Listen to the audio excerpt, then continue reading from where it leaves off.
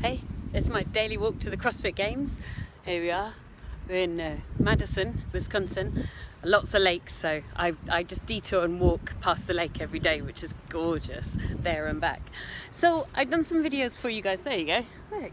I've done some videos for you guys about tenant inspections and how we charge 50 quid for a failed inspection fee. It's part of the contract. So one of the questions is, but don't the tenants move out? Yeah, about 50% of the time they give notice because they're peed off that they have to pay a £50 failed inspection fee. So on the one hand, you might be like, oh my God, you're going to lose a tenant.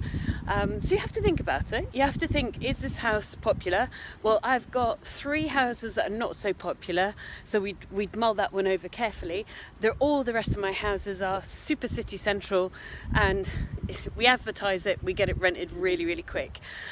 So you do have to mull, and we did have a house that's quite far out on the outskirts of Bristol, and we thought, do you know what?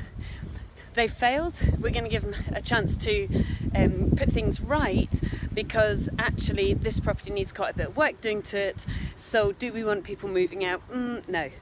However, 99.999% of the time, my houses are in great condition. I mean, this one wasn't in bad condition, it just needed a repaint.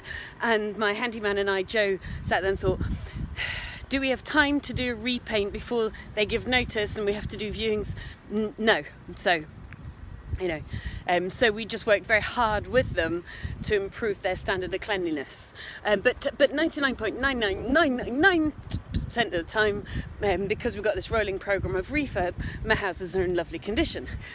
And at that point, you've got to ask yourself, do I want to keep tenants who are happy to turn my houses into a bit of a mess? Because what happens is, it's like the lowest common denominator tends to win.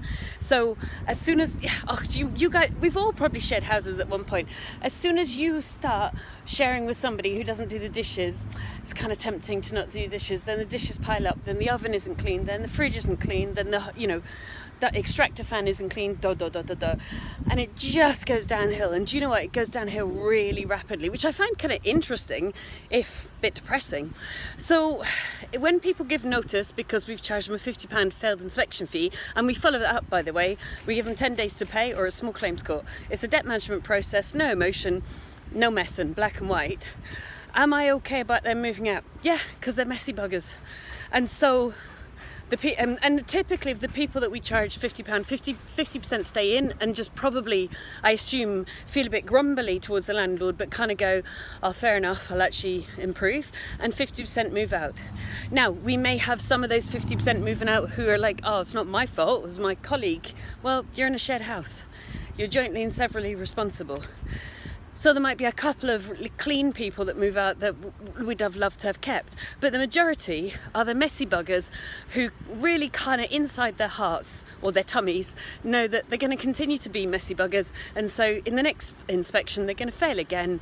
It's going to be continually annoying that the landlord charges you 50 quid, so they're better off finding a different landlord that'll accept their standards. So what you're really doing is you're cleaning up your customers.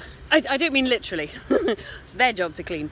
You're cleaning up and making sure that your customers, you got a match between your quality standards and their quality standards. So it's no bad thing, really. So I'm never kind of unhappy when a tenant moves out after they failed an inspection fee and we've charged them 50 quid or gives us notice, because actually I just want to have cleaner tenants. Because then my houses, it's astonishing. I mean, astonishing. One tenant cohort that keeps a property in bad nick compared to one tenant cohort that keeps a property in good nick. It's mind-blowing how different it is and how quickly it can degrade a property or how quickly it doesn't. We renovated a property like a year ago, and the people that moved in were really untidy. It was a group of 4. And you're just like, but my team went over that property from head to foot. Everything was renewed, and you've left it pretty messy within a year. And then we've got another property that's been, 7 years before it's been renewed, and it's in lovely condition just because the tenants are great. So I'm okay about losing tenants if they're messy buggers.